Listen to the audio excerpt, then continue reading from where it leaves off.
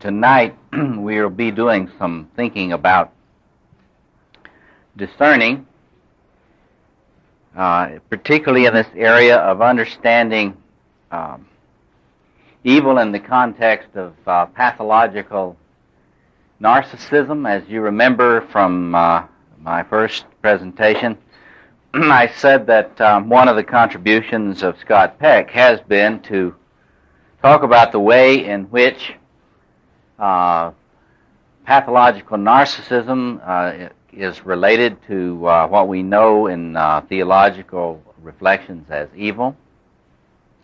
I also said to you that I think it's important for us to be very clear that the way in which he has divided this, the spectrum of personality issues and problems is problematic, in which he has all of the personality disorders, etc., and difficulties, neurotic, and so forth.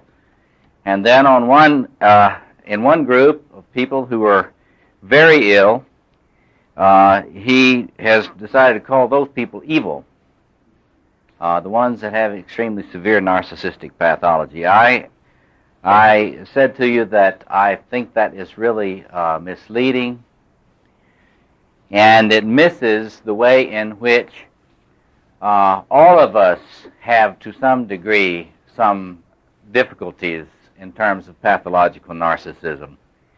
I do a lot of teaching on this type of area in my teaching at Chicago Theological Seminary. One course that I've been teaching a long time is a course called Psychopathology and Theological Perspective. I always use Scott Peck's People of the Lie as a bad example of how to do this. And what I suggest, and here again we've got 30 or more hours of material, which we're going to go over very fast.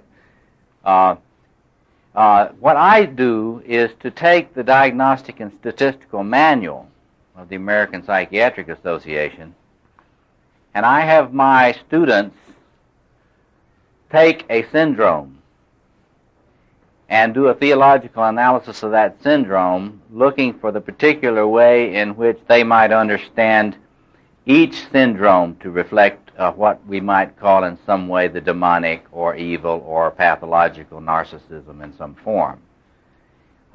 It's very clear that when you understand the way in which narcissistic wounding is an important part in the difficulties of human beings, and that you get to the point that you can see how everything from obsessive compulsive or compulsive personality disorders to histrionic personality disorders right across the board, you can, if you understand enough about narcissistic pathology, you can see the way in which that syndrome also reflects this wounding and this difficulty, or we might say it manifests evil in this way. So in other words, rather than making a handful of very troubled people carry the brunt of being evil, it's kind of more like what we might say about sin. You don't ask, are you a sinner?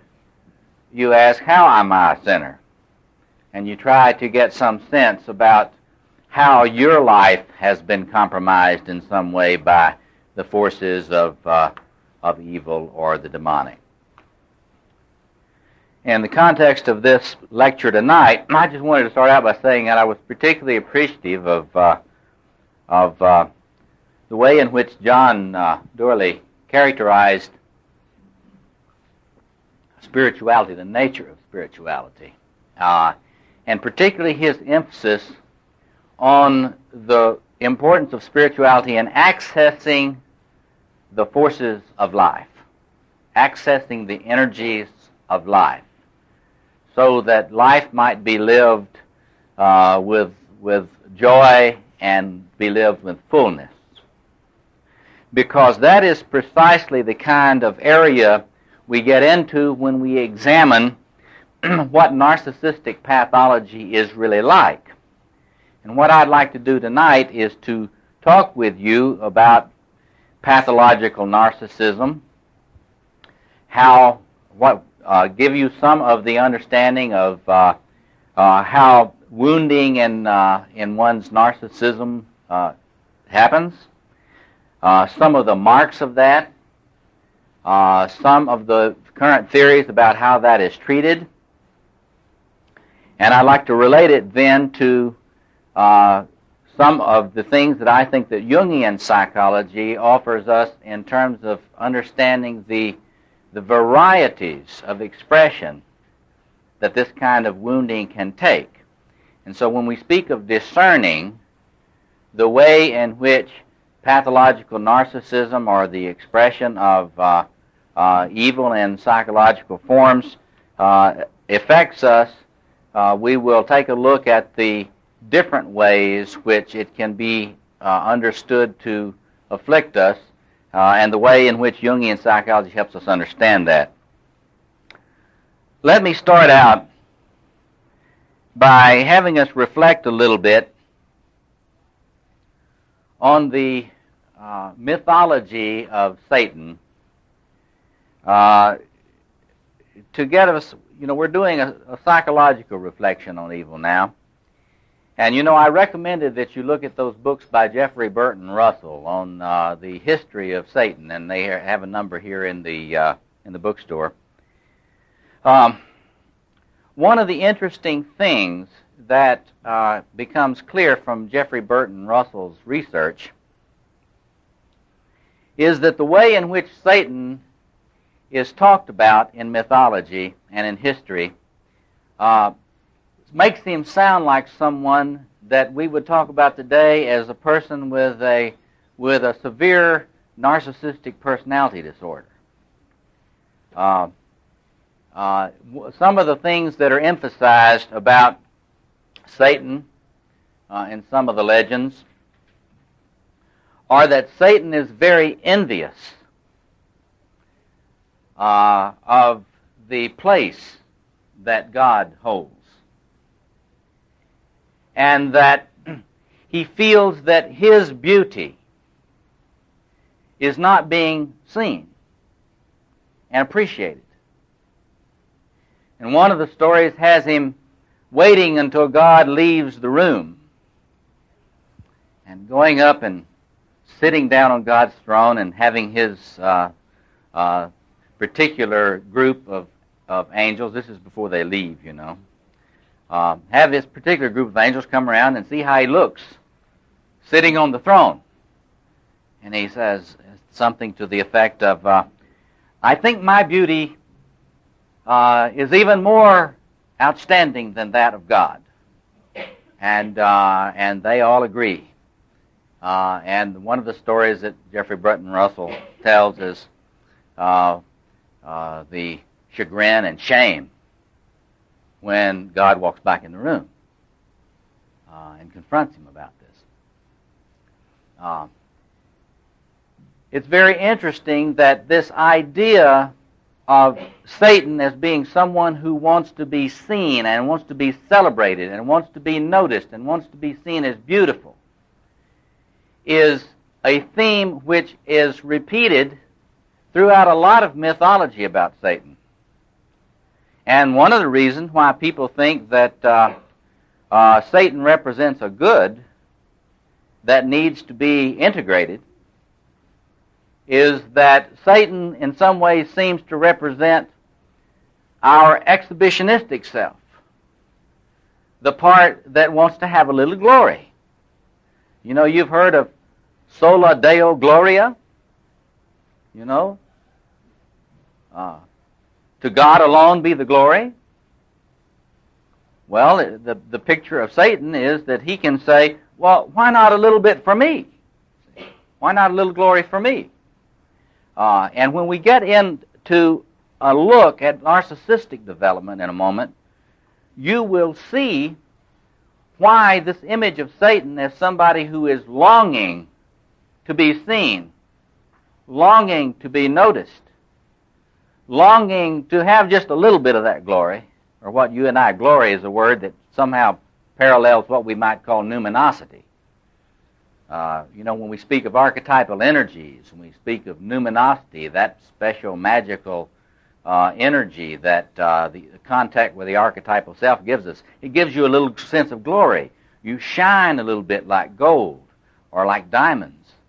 And so as we look at narcissistic development, we will see that it's a very normal thing for a person to need to develop a capacity to accept being seen, to accept being celebrated, to accept their own drive toward exhibitionism.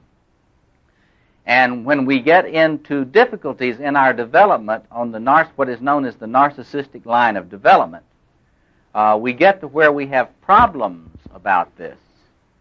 We might say we have Satan's problem about this. And so what I'd like to start with tonight is talking to you a little bit about some of the current understanding of narcissistic development, what we mean by that in psychoanalysis today, and how that differs from what it used to be thought about, and then talk a little bit about the current understanding of what is needed to heal difficulties with narcissistic development, so that we can get some sense about the geography that we're operating in here in the psyche. So let me start a little bit about what we know today about narcissistic development. You know, in the history of the church, the idea that you might be narcissistic was considered sort of like egocentrism, and was to be a bad thing. That is to say, this is where we got our idea that being selfless was good. And the idea that you really should be humble, by which you would mean you would not want to put yourself forward. You would not want to toot your own horn, so to speak. You would not want to show yourself as being too enthusiastic about yourself. That would not be humble, you see. In current theory, however, and the feminists have picked up on this quite a lot, in current theory, narcissism is not seen to be a negative thing in itself at all. That is to say, they have developed an idea that there is such a thing as healthy narcissism. In other words, we need to make a distinction between healthy narcissism and pathological narcissism. Now, healthy narcissism is something that takes a lot of work to develop in the psyche. The school of thought that I want to recommend to you to look at is the school of Heinz Kohut. I've mentioned it to you before. H-E-I-N-Z, Kohut. And the name of this school of thought is self-psychology. In Kohut's work, it is emphasized that the child comes into the world with a grandiosity which is normal and natural. And this grandiosity is a healthy grandiosity for the infant. And what it needs is to be seen by the parents.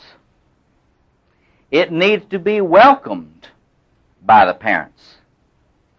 We Jungians would talk about this somewhere in the neighborhood of the archetype of the divine child. That is to say, that when the child comes into the world, what it needs is to be seen and admired and adored, and the technical word is mirrored. That the child needs to be mirrored. It needs to be seen, and all eyes need to be on it. There needs to be no rejection of its little claim to being a wonderful little God. And the task of the adults in its environment are to provide that adoration. You can think it's almost like a creche scene. You know, everybody gathers around. What you're supposed to do is you bring the sheep in, the goats, and the camels, and everybody adores the child. And this is normal. See, this is supposed to happen according to Kohut. And as the child develops, it is very important for the parents to provide this kind of excited, enthusiastic, blessing eye, so that when the child is feeling wonderful, the child will be met by an attuned response which will say, yeah, you are pretty wonderful, aren't you? It's like one little boy that was a neighbor of mine one time. He was in visiting. He and his dad were in visiting with me. And he came in and he said, Dad, he interrupted his dad. He said, Dad, I really feel good today. He said, yeah, he said. I feel so good that I think that I can have a BM so big that it will go down the Mississippi River and it will knock down all the bridges all the way to the ocean. And my friend said, wow. Which was what the Cohoutians would say, that was a very attuned response. See? Instead of saying, get out of here! You know, he said, wow, you must really feel great today. Yeah, Dad. See? Now, what happens is that optimally, that's supposed to happen optimally. The parent is supposed to be attuned and in touch and notice this and give the gleam in the eye to that divine child and that little child. And according to the Cohoutian theory, if the parents do that, then the child will be able to accept this wonderfulness, and when he falls down or stubs his toe or something doesn't work quite right and he is upset, the parent, because the parent is attuned, will pick them up, restore the sense of self, and gradually the child will integrate that wonderfulness, that godlike wonderfulness, into a sense of self-esteem, a nice, normal sense of self-esteem, that if the parent works with the child as they come down from this great throne of godness, and the parent doesn't let the child be unduly traumatized in the encounter with life, that gradually that God claim will gradually be, here's the technical word, transmuted and internalized. And what that simply means is that gradually that child will increase in self-esteem, increasingly have a sense of self in the face of the challenges of life experiences. And whenever disappointments come, the sense of self will be so strong that the child and later adult will not get depressed too easily, not become enraged too easily, but will be able to handle the difficulties of life without losing a sense of self. And that it's a gradual process. They talk about, here's another technical word, and you parents, you've done this millions of times, but they talk about microstructuralization. And by that means that every time he stubs his toe, you comfort, and every time they says, look how wonderful I am, they're seen, and you hope that they're seen well enough, and that there's enough parental enthusiasm and enough parental celebration, I call it parental blessing, so that child gradually comes down off of the God claim into the human realm with a healthy sense of self-esteem. Now, that's the way it's supposed to happen, see. But the problem is that a lot of the time, the person or persons who are supposed to be there paying attention are what? Distracted, busy, tired, discouraged, preoccupied, drunk, whatever. Now, Coet says, a child doesn't have to have this perfect mirroring, this good mirroring, if there's somebody in the environment that the child can idealize with and snuggle up to, that the child can see as wonderful. So in other words, if you can either see the child as wonderful or you can be adequate enough for the child to see you as wonderful, and let the child come up and be close to you and share in your wonderfulness, So Kohut says the child can get enough sense of being good either by being mirrored adequately or by you being capable of being admired. Well, you know, Dad may be capable of being admired, but he may not be there. See, he may be gone. Or Dad may be abusive. If Dad is abusive, it ruins the child's ability to admire Dad. So in other words, there are things that happen in the life of early childhood that keep this healthy sense of wonderfulness from developing and gradually coming down to human size. Now, what happens if the child either is not mirrored enough, that is, if the child does not get enough attuned, careful attention and celebration, or there isn't somebody in the environment for the child to admire and snuggle up to? Does this mean that this grandiosity that the child comes into the world with goes away? Not according to Kohut. According to Kohut and the self-psychologist, the grandiosity remains present, but get this, in its primitive forms. You get that? Now stay with that a minute, and I want you to think about it because it's important for understanding this stuff. The child has this normal God claim. I'm just a little wonderful package of joy. See? And it's natural, normal, healthy. Needs to be met with this welcoming crash, you know.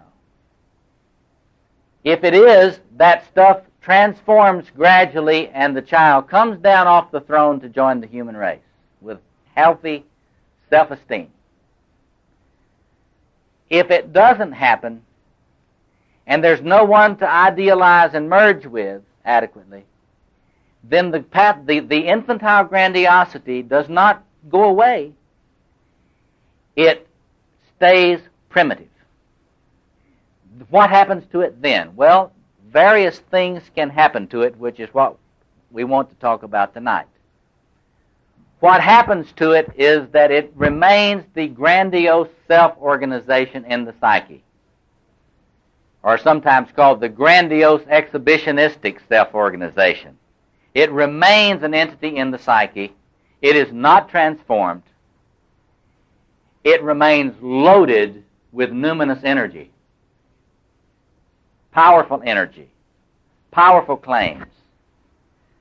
With some persons who we call technically narcissistic personality disorders, this numinous, powerful, grandiose self-organization takes over the conscious ego most of the time. This is the Diagnostic and Statistical Manual's category called the narcissistic personality disorder. This is a person that acts as if they think either they're God's gift to the world or they're God giving a gift to the world. It is a person who believes that you exist to serve his or her whims. It is a person who makes all sorts of claims on others without feeling any need to reciprocate. It is a person with a compulsive need to be adored uncritically. Uncritically. Now, this is the case, now stay with me on this. This is the case when that grandiose self-organization has not been transformed, it has remained primitive, and in this person it stays in control of the ego of the person. But that's only one way that this works. It also works another way. It can remain intensely present, but because of the parental environments not being welcoming to it, it is split off from consciousness. In other words, just because you don't think you're God's gift to the world consciously, it does not mean you do not have this grandiose exhibitionistic self-organization rattling around in there in your psyche. What other forms can it take? Well, one form that it takes is chronic depression in a person. That is to say, the person is not aware at all of having any sense of godlike claims or feeling godlike. What you do notice, however, is that the individual feels himself or herself to be the object of perfectionistic attacks in their own thoughts.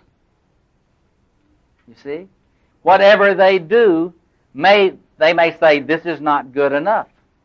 See? I shouldn't be here. I am unworthy. Every time they have a creative project to do, they may start it and tear it up. Why? Not because the ego really feels this, but because behind the ego's consciousness, the grandiose self-organization in this primitive godlike way is attacking every effort of the human ego. And there are many, many other forms that this takes. In other words, the important thing to get is that when the child has not been helped to come down from the high chair, this organization remains, according to the self-psychologist, and we'll get to the Jungian view of this in a little bit, but this organization remains intact. It either possesses the ego, in which case you have the narcissistic personality disorder, or it remains out of the ego's consciousness and influences the personality and life experience of the person from, so to speak, behind the scenes. And what I would like us to think together a little bit about is some of the ways in which this manifests, especially the one that's behind the scenes. How does this manifest? Well, it manifests in a number of ways. I have mentioned depression, chronic depression. Another way it manifests itself is in chronic, powerful, compulsive envy of other people. In other words, if you find yourself having a lot of struggles with the problem of envying other people, this is one expression of this grandiose self-organization within the psyche not being accessible to your conscious mind, but creating in you envy attacks on other people. What in effect we're doing is we project the great self out there on others and envy it as if we don't have connection with it. In other words, if we don't have connection with our own grandiosity, we do not have self-esteem. If we don't have connection with our own grandiosity, we feel like we are nothing, and that makes everyone else around us look as if they have the good and we do not. We can't get to it. There is another important group of behaviors that we normally do not associate with this pathological narcissism, but which also manifests the presence near the ego of this grandiose self-organization. And that is the behaviors that we know as compulsive behaviors. In other words, according to the point of view of self-psychology, all addictive behaviors are an expression of the energy, the grandiose energies coming off of this grandiose self-organization and the individual ego or self-structure of the individual not being able to integrate this.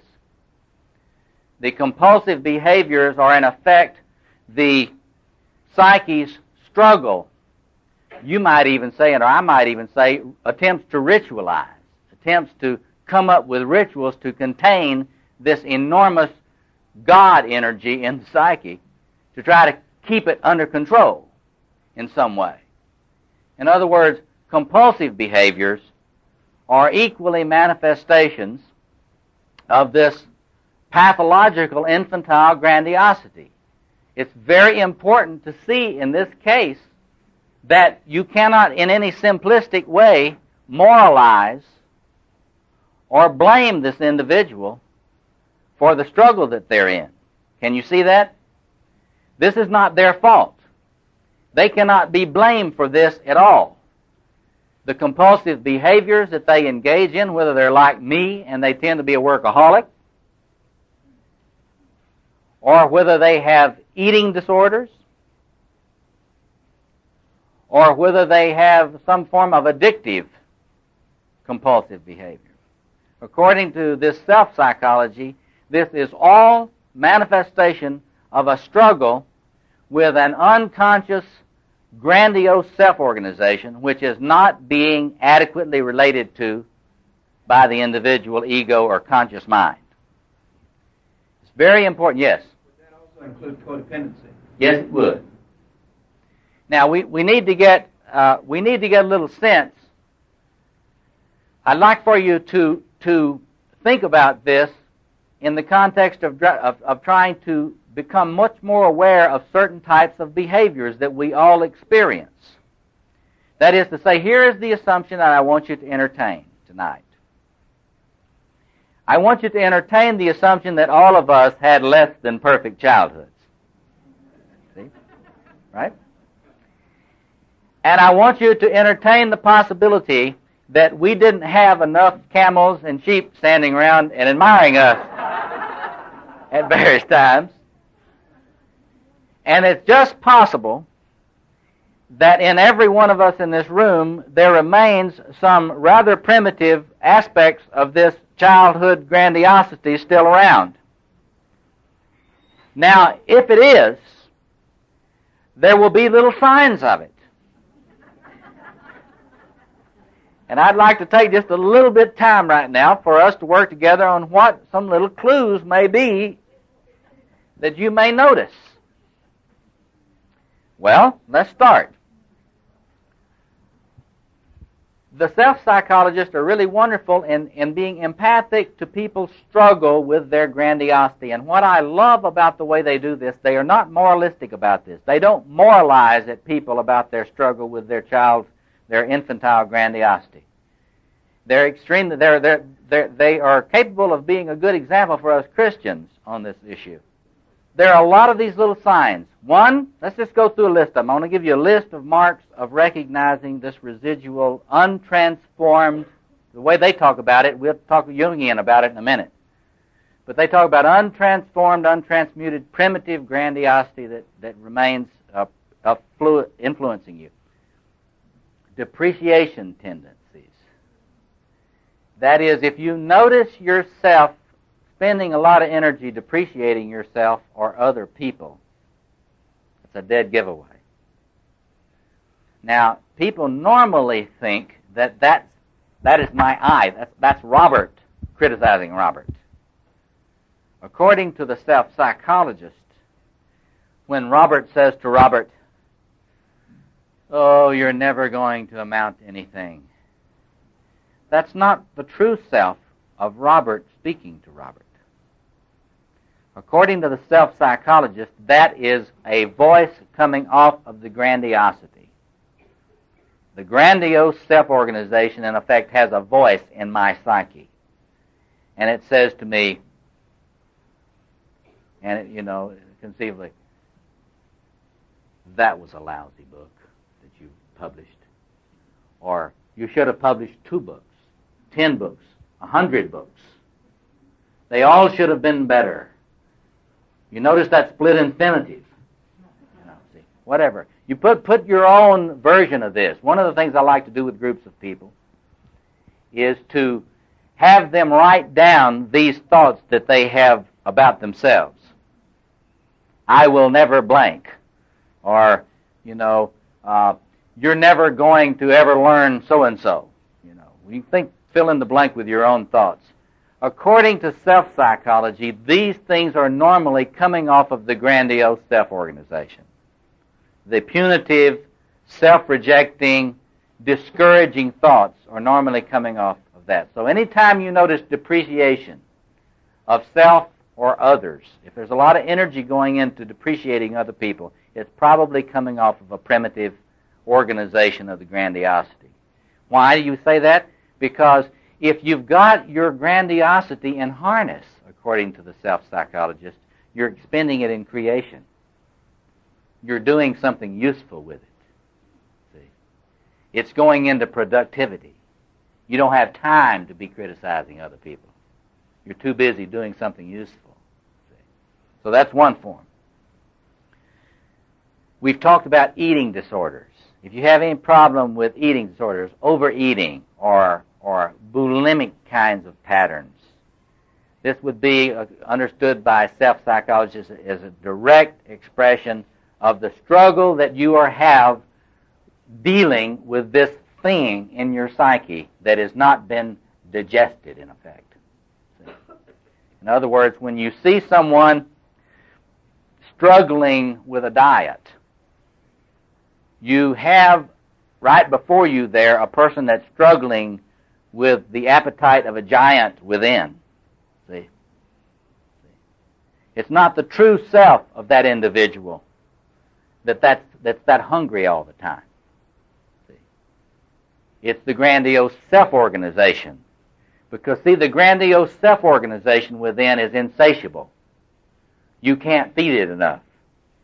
You can't feed it enough food. You can't feed it enough booze. You can't feed it enough drugs. You can't give it enough sex.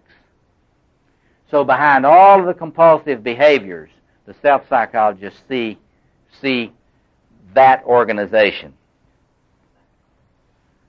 Insomnia. The self-psychologists see sleep difficulties as often directly related to this grandiose organization. And it can be related in this way. There are a number of things that happen to you when when the grandiose self-organization within is not adequately transformed and integrated. It tends to overstimulate you. Now think about this. When you're in touch with it, it tends to overstimulate you. Insomnia, the self-psychologist would say, is a mark of the fact that the grandiose self-organization is getting you revved up too much. And you have not learned ways to calm yourself and to soothe yourself. See? Because this thing is too big. It's like I like to say to people that are trying to understand this, it's like a big, excited Saint Bernard that smells the food. And he starts lunging against the door. And so what you've got to do is try to find some way to calm him down. See? And a lot of people drink too much at night because they're so overstimulated. They can't get down. They can't calm down. So they can go to sleep.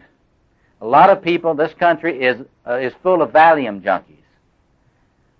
People are taking enormous amounts of Valium to cope with their unintegrated, grandiose self-organization.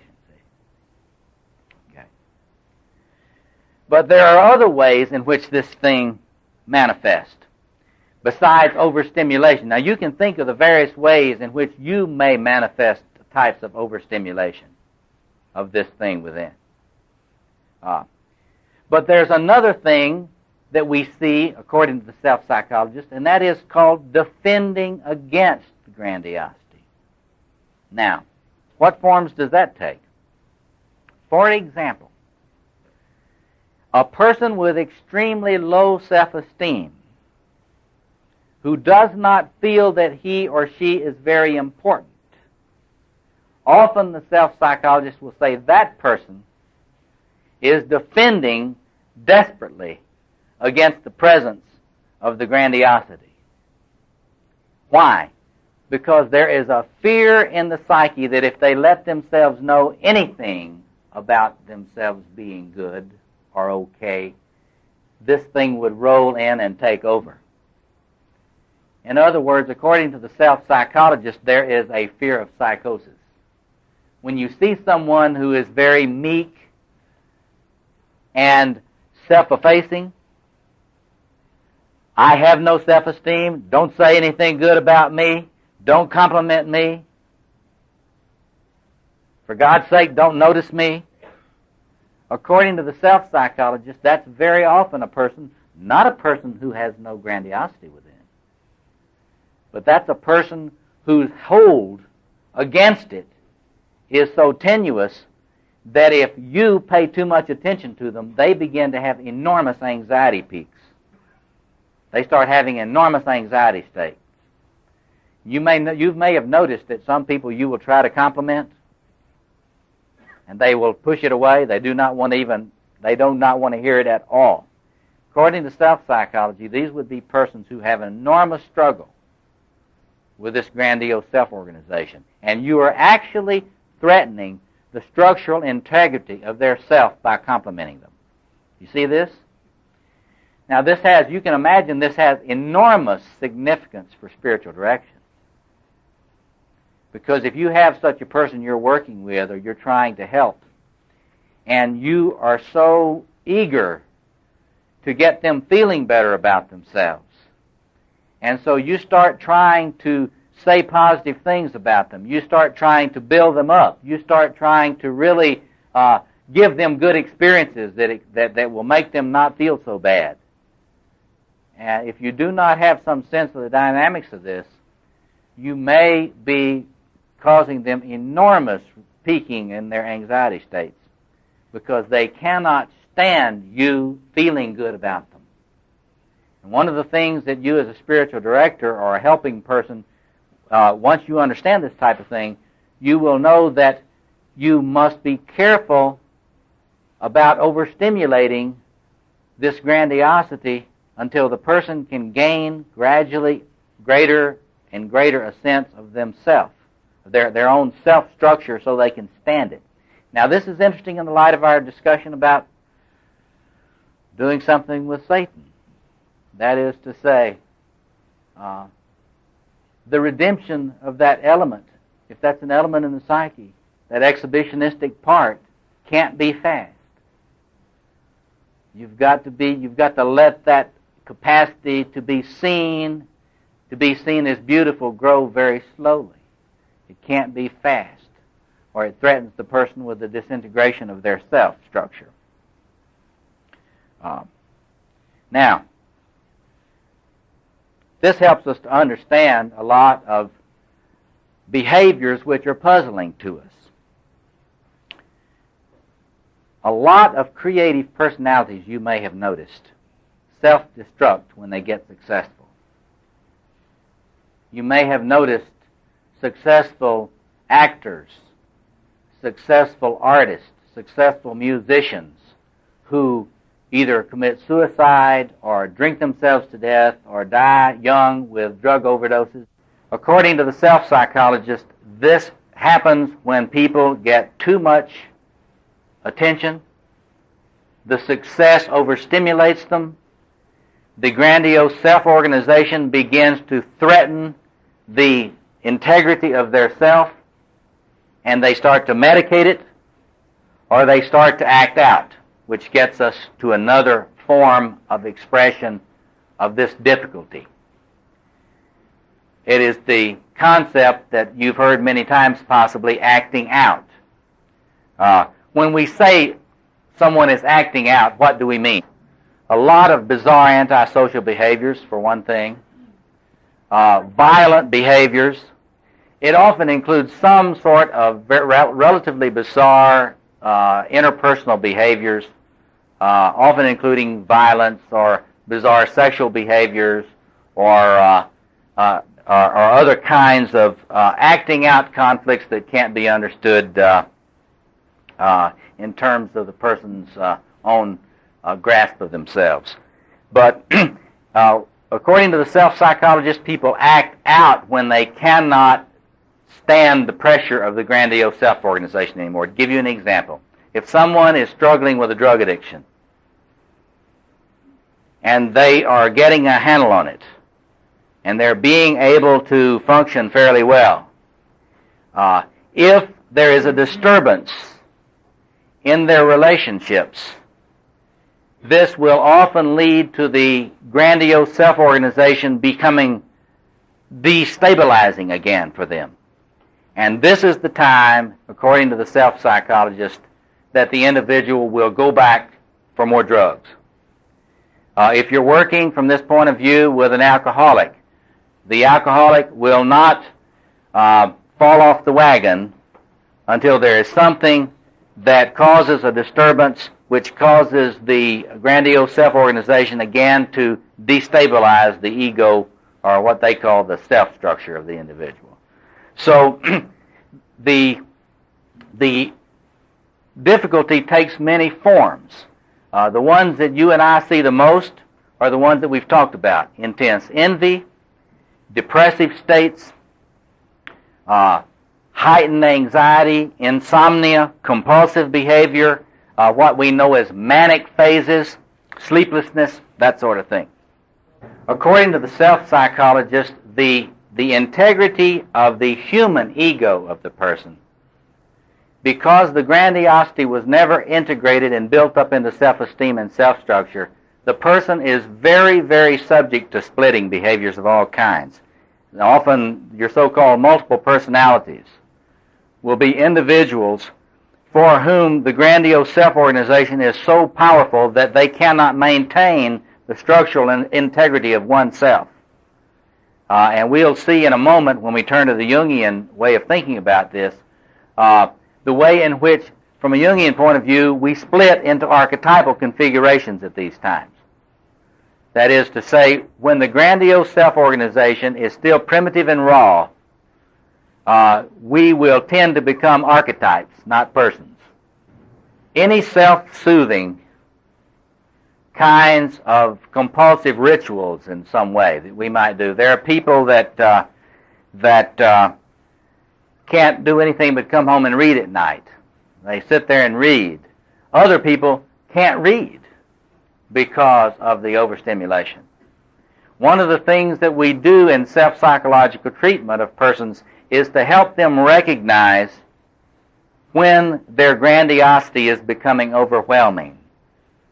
See, you begin to help the person tell when they're getting to the point that they're about to come apart. Let me just say a word about their view of how this is healed, the self-psychologist's view of how this is healed. Very simply, the person gets into therapy with an analyst who understands this business. The analyst tries to provide for the individual a mirroring of this grandiosity, an attunement to the grandiosity, a non-attack on it. You try to welcome the awareness of this grandiosity into the consulting room. It's very interesting.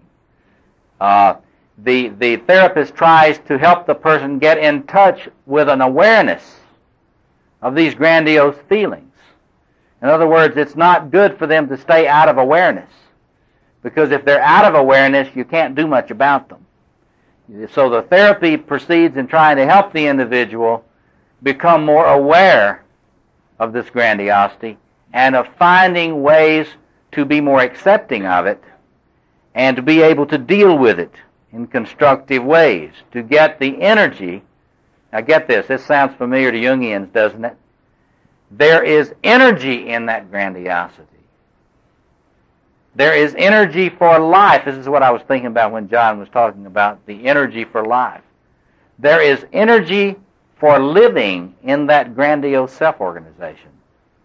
And because of the failures in parenting, that person has never been able to plug in to that grandiosity in an adequate way, and to have that grandiosity fuel their life with zest and vitality and energy toward actual human endeavors, toward realizable human ambitions, and that sort of thing. And so what the self-psychology therapy tries to accomplish is helping the individual not to feel bad about their grandiosity. That's not the idea at all. It's really kind of amusing. You try to help the person feel good about their grandiose fantasies. Yes. Yes, one particular example that I thought was very interesting.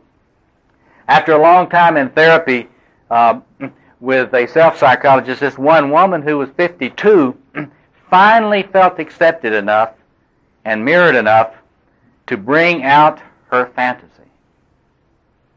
Her fantasy was that she wanted to be a rock star. She's 52, she wants to be a Janis Joplin. Now, it took her a long time to get to where she could admit this to the therapist.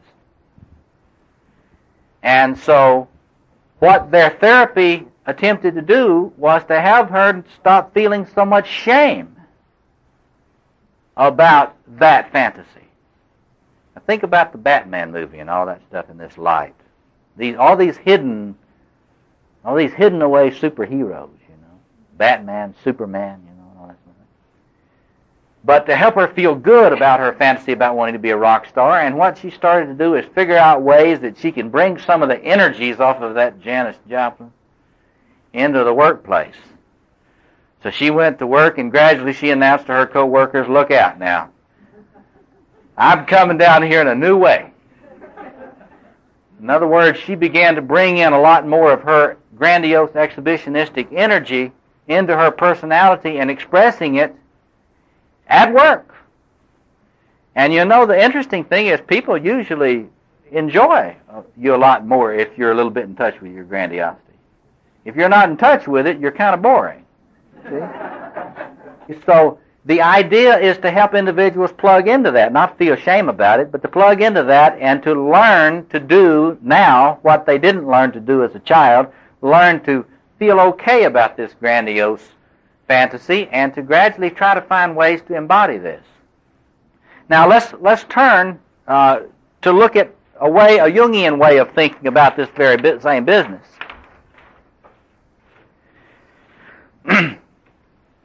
Now again, we talked a little bit about the importance of the relationship between the ego and the archetypal self. And we talk about how Jungians, Edinger in particular, has helped us talk about the need for the formation of the ego-self axis. Now, you should be able to think about what a Jungian would say about some of the things we've been talking about. That is to say, the archetypal self carries that grandiose energy that we've been talking about. You see, the archetypal self, like the grandiose self-organization, according to the self-psychologist, is full of fuel. But you can get in trouble with the archetypal self just as you can get in trouble with the grandiose self-organization. See? You can either be too close to it in the sense of you can become identified with it, like the narcissistic personality disorder. You could say that the narcissistic personality disorder is identified with it. Or you can be, in terms of your ego, out of touch with it consciously. Now, what we ought to be able to see, however, is just because the ego does not know itself to be in touch with the archetypal self, it doesn't mean it isn't. In other words, when you're not plugged in adequately to your archetypal self, it doesn't mean that your archetypal self is not in there. What is going on? Usually, the archetypal self is in your shadow much more. The archetypal energies are in your shadow, and you will normally project those things. You will either project them onto someone else or you will act them out in some way unconsciously. We can talk about manic depression as an individual who sometimes will get too much of a dose of archetypal energy and then oscillate away and get too little of it accessible to the ego. very similar to the way the psychoanalytic self-psychologists talk about the energies of the grandiosity. But one of the things that I think is important for us to see about the contribution of Jungian thought is that from the Jungian point of view, you can see that the human personality is very, very creative about ways of being grandiose. You can be grandiose in a lot of different ways, not just one. You don't just have the narcissistic personality disorder if you think about this from a Jungian point of view. You can be grandiose and be acting out in any one of a number of configurations. And what I want to do with you before we stop and discuss, I want us to go through some of the different configurations in which the infantile grandiosity, you might say, can be expressed in different archetypal configurations in different psyches. And let's go through them now, and then we will discuss all this stuff. What they talk about is the narcissistic personality disorder, the one we talked about the person that thinks they're God's gift to the world, is, in my view, an example of an individual who is experiencing an archetypal inflation in the mode of the king or the queen. It's very interesting to think about the narcissistic personality disorder as sort of a boy king sitting on his high chair, expecting everybody to adore him, expecting everybody to mirror him, expecting everybody to bless him, for himself to become the center of the world.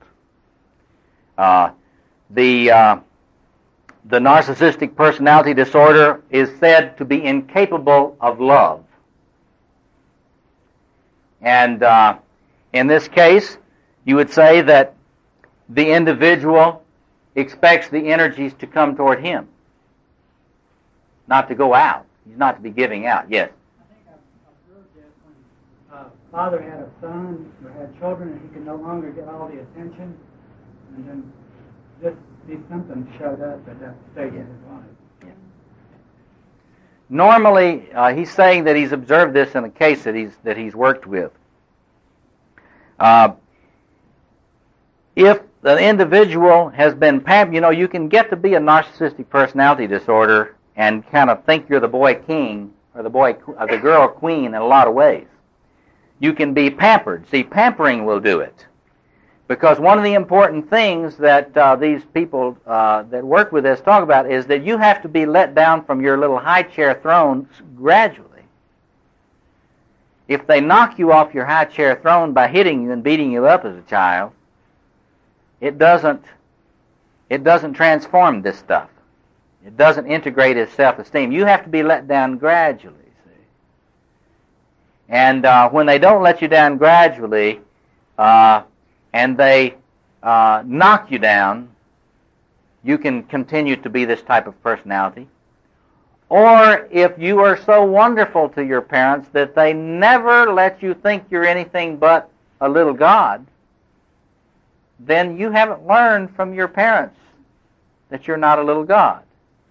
You haven't learned it in incremental doses. So if you've been extremely pampered by a doting parent, you have had that grandiosity not gradually transformed into self-esteem. It has remained raw. You're still a little god on the high chair, or goddess on the high chair.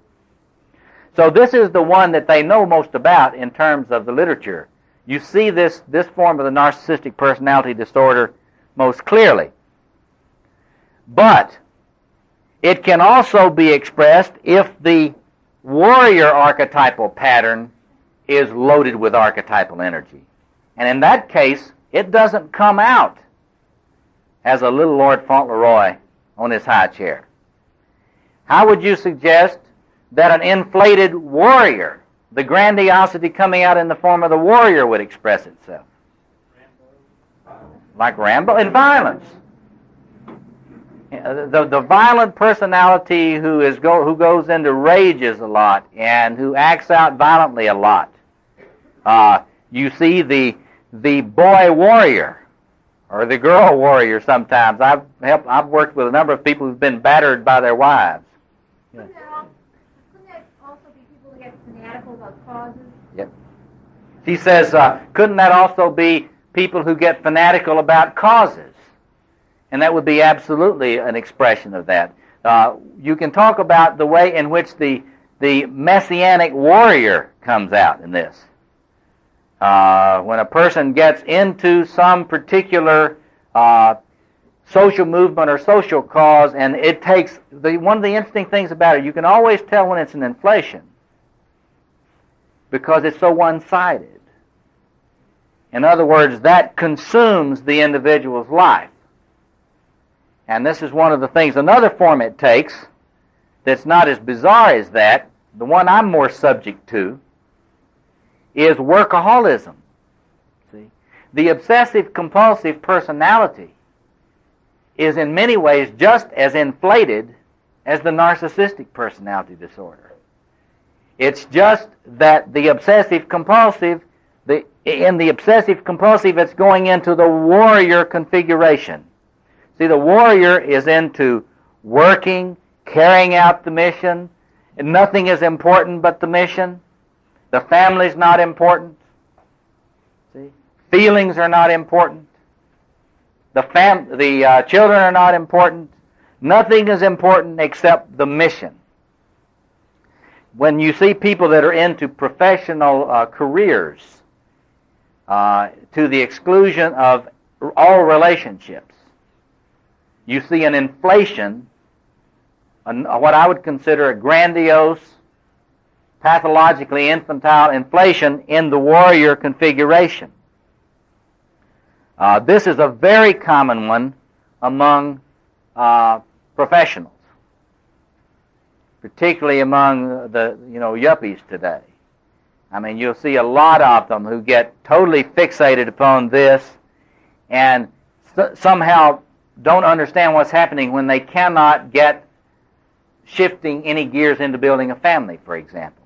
There seems to be no energy for having a family life and no energy for any kind of intensive, committed relationships.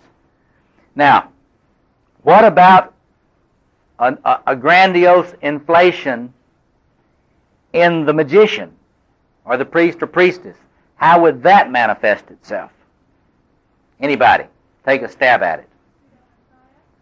Could be a pseudo-messiah, although messiahs tend to be more activists. They tend to be more kind of warrior kings. But there's some aspect, the religious knower, the one who has the religious message would be an example of that. I think that may be what you're getting at. Other examples of that. Yes. You could go. See, when you're inflated in a grandiose way in the magician, you want to know everything. See? And you don't want to do anything. See, you want to know everything before you do anything. See? And this is like, you see this a lot in us professors. Because, if there's any kind of crisis going on in society or anything, somebody gets hit by a car, we will have a commission to study it. We won't call an ambulance. We'll study it. There's something can be learned by this, It's like what we do in Chicago. We got all these homeless people, We got people in terrible straits. But my academic colleagues are into studying it. And Omegas inflation, that's one form it takes. What are some other forms that Omegas inflation will take back here? I think when the counselor is working on their agenda with the patient, not the patient. When the therapist or counselor gets into a power trip with the patient and is locked into the counselor's own agenda rather than being empathic with the person they're working with. This is one that the self-psychologists talk about a lot. That is to say, just because you think you know what the patient feels doesn't mean you do. And they put a great deal of emphasis on empathy, trying to feel your way into the actual states, feeling states of the individual.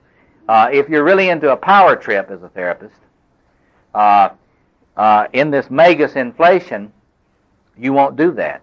But there are other things that tell me more about therapists here in this. This is one that we therapists major in.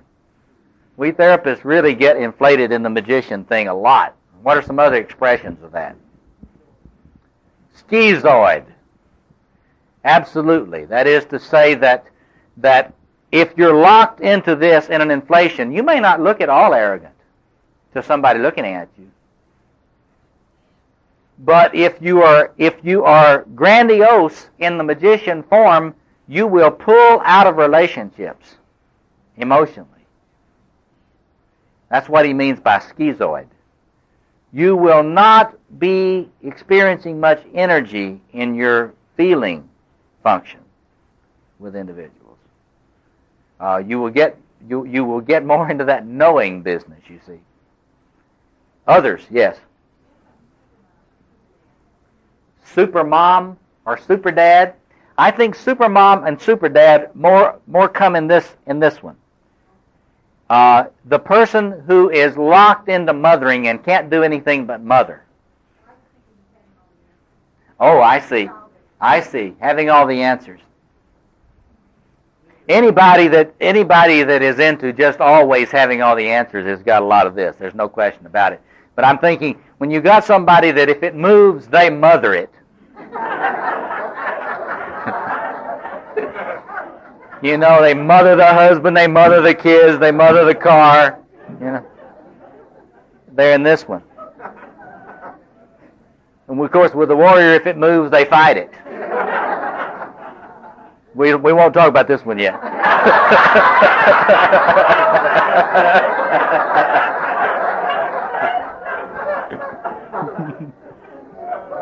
Oh yes, let's do. Now let's get to the inflated, the grandiose lover. What are some of the forms that this takes? When the promiscuity is one.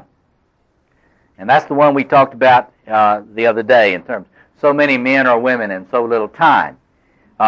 There's never enough opportunities to engage in seduction or sexual activity. That's one. But there are other expressions of grandiosity in the lover. What are some of the other expressions of the pathological grandiosity as it manifests in this configuration? Or never enough relationships. Never enough relationships. That's kind of a form of promiscuity. There are a lot of people who, you know, they develop a lot of intimate relationships, and they're very quick to tell you that they're not genital relationships. But, I mean, they're very faithful to their spouse. It's just that they have all of these intimate relationships all over the country. See? And they get very upset when the spouse is jealous. See?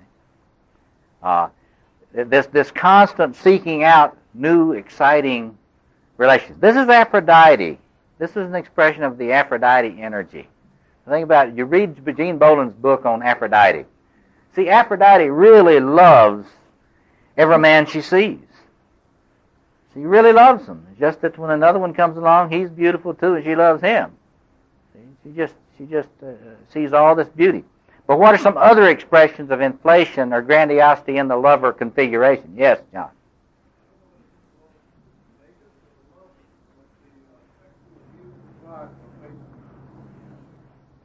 That would be, he says, what about the sexual abuse of clients or patients? I would think that could be argued to be an expression of this coming blasting through the shadow side of the therapist.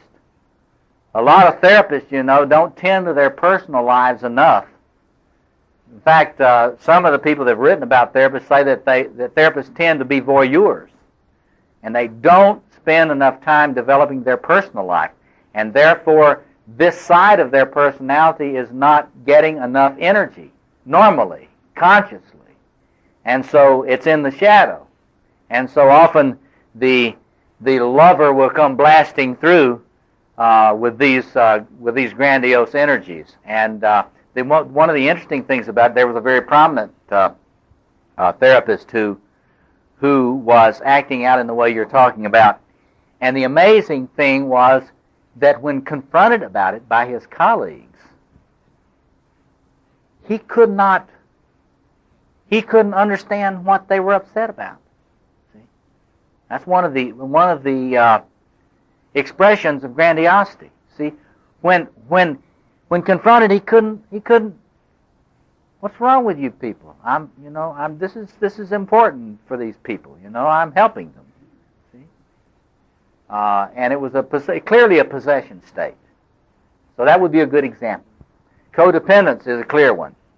One of the things that I had pointed out to me about this was that a lot of the time you can see the addictions as disorders in the lover, as a grandiosity in the lover, because the individual comes out and falls in love with some substance, or falls in love with, really loves booze, really loves food.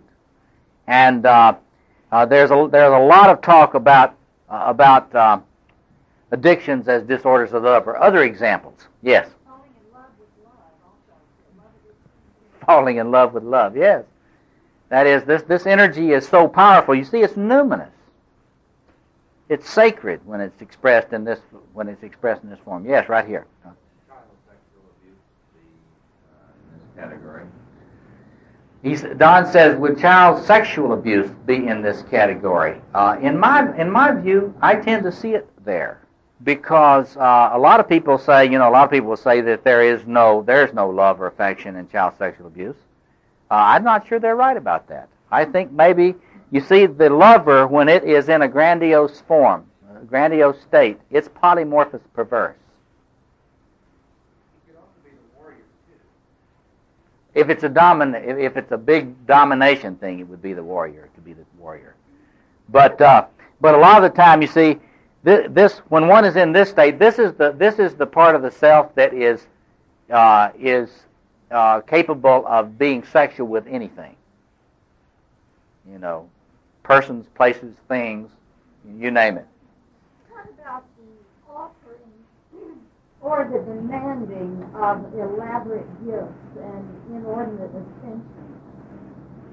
Offering or demanding, I think it would be more the offering of elaborate gifts. The compulsive expression of loving. The important thing to see, and let's just discuss this now a little bit more, the important thing to see is that there's not one form that a grandiosity will take.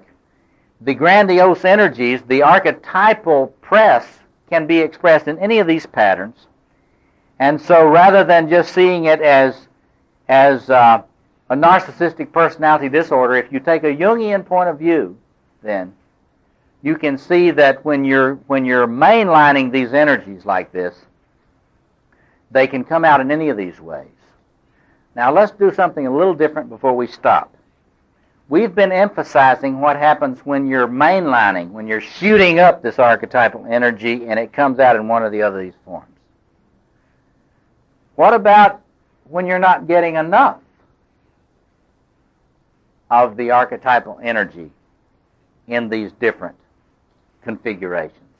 Remember when John was talking about spirituality as putting you in touch with the energy for life, what happens when you don't get enough energy to light up these configurations? Let's go through them again. What would you say? What happens to an individual? How would you tell an individual who was out of touch with archetypal energy in this one? Give me an example. Well, how so? She says, Mr. Milquetoast. How so? How is that not getting energy here? Yeah. No, okay. she says not doing anything, being flat. One of the things that you could argue is that an individual who has no power drive probably has no energy going into this configuration of the king. No power drive, no expression of attempt to build anything. If an individual has no impetus to build anything at all, then this is not being fueled by archetypal energy. Child abandonment is very interesting. That is, the individual simply is not experiencing any of their king or queen circuits. I think this happens a lot today when the career takes all of the energy, or this takes all of the energy, and the children are left. Yes? Say no, can't stand up, can't take another position against a perceived powerful order or request. Okay. In other words, dependency will often be a manifestation. Inability to stand up to some other initiative will be an example. If you have a lot of king or queen energy, it's not easy to run over you. You have your own. If you have a lot of king or queen energy, you're pretty centered. One thing about you, even if you have it in a pathological form, it's awfully hard to run over you. Okay. What about not having enough of the archetypal energy going into the warrior configuration? What will an individual be like? Yes. You're all very good tonight. She says, passive-aggressive behavior. Absolutely right. And if you got somebody that's passive-aggressive, this is not being fueled enough with archetypal energy. And one of the things you have to work with, I gave a series of lectures on the warrior archetype recently, and that was one of the points that I made, that there is so much passive aggression around. I mean, it's just like it drives you nuts, especially if you're trying to be aggressive and you're in a room full of passive aggressive people.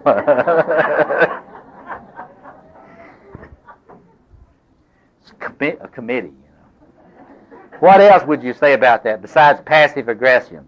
Yeah. Yeah, laziness. That's what we would call laziness. If I feel lazy, laziness doesn't tell you anything. It's just a kind of a description of what you're not doing. But so you say sloth, so-called the sin of sloth would be an example of just this not being fueled. In other words, if this is being fueled, you won't have a feeling of aimlessness, because the warrior part of you will find the mission. And if you don't have a sense of mission, this is not being fueled. See? Anything else you can see there? Apathy would be another example. Depression can often come under that. I think depression is a manifestation can come off of all of these, because see, depression to me is a clear manifestation that the individual is just not got the spigot turned on enough. They're not lighting up enough. Yes, back here. Excuse me? Non-competitive, she says. In other words, if you tend to be a person that just has a hard time understanding why anybody would want to compete in anything, the chances are this is not getting fueled. The warrior spirit enjoys it. Kind of gets off on it. Procrastination is another example. In other words, if you're having trouble completing things, I know nobody here has that problem, but if you have trouble getting projects completed, this would not be getting fueled. What about this one? Yes.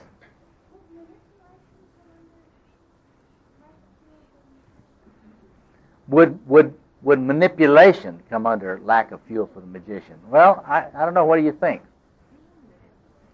Being manipulated might be.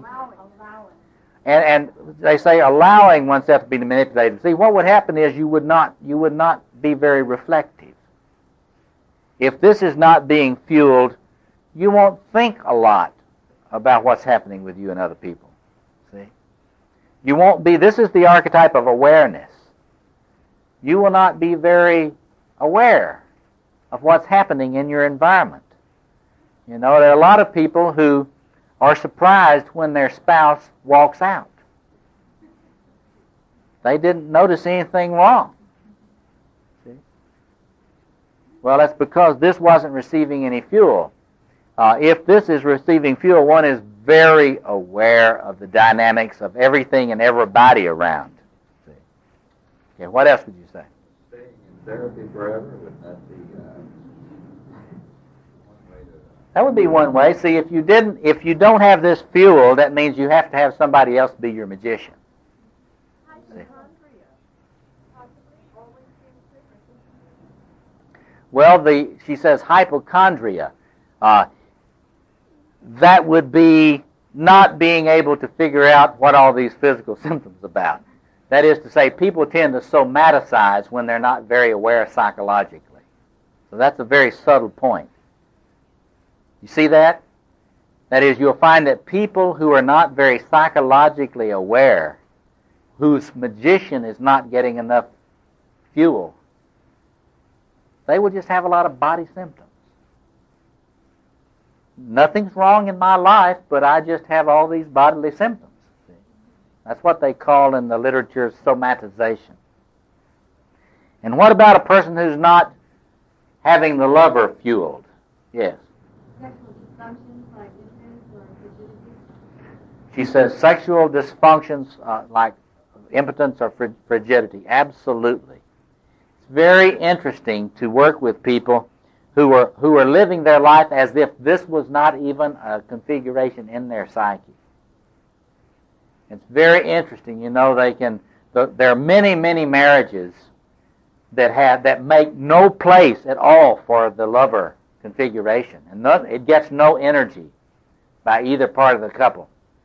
In fact, they come into therapy and they'll often say, "Well, I just don't know what's wrong. I just don't guess I know how to be a lover." And the thing that always fascinates me is when they get an extramarital relationship going, they learn awfully fast.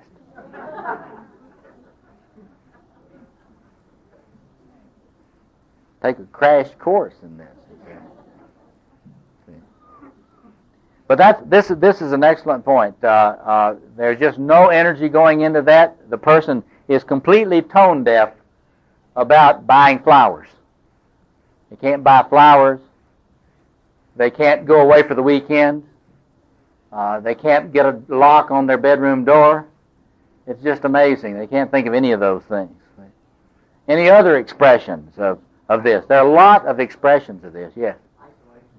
Now, how would isolation be an expression of not having that fueled? Just the person keeps withdrawn. Yeah.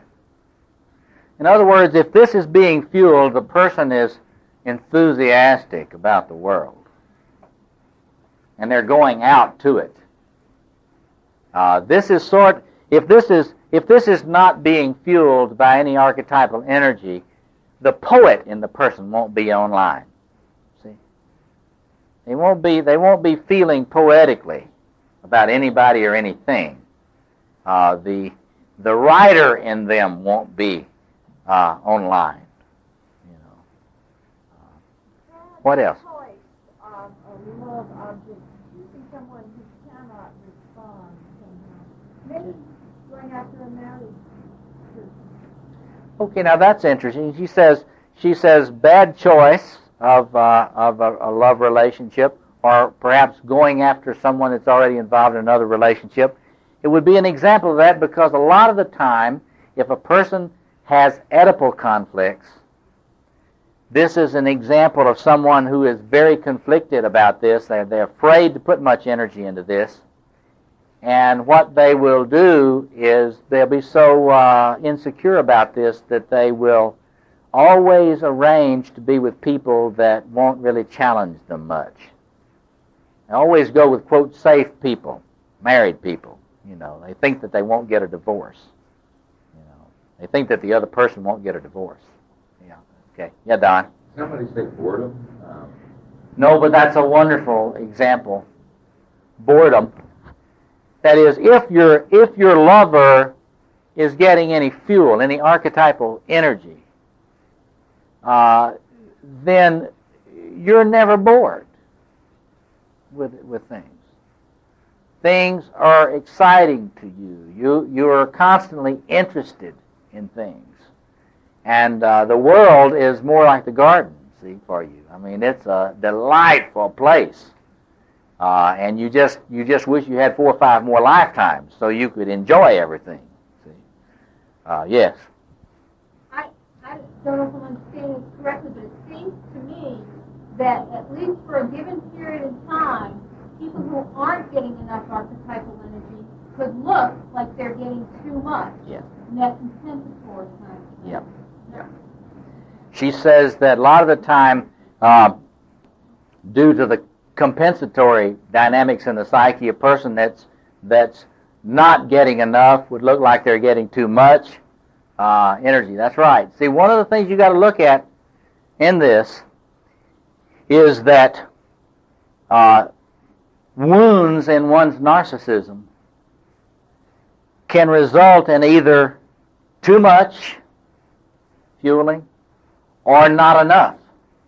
And so the pathology will express itself in different forms.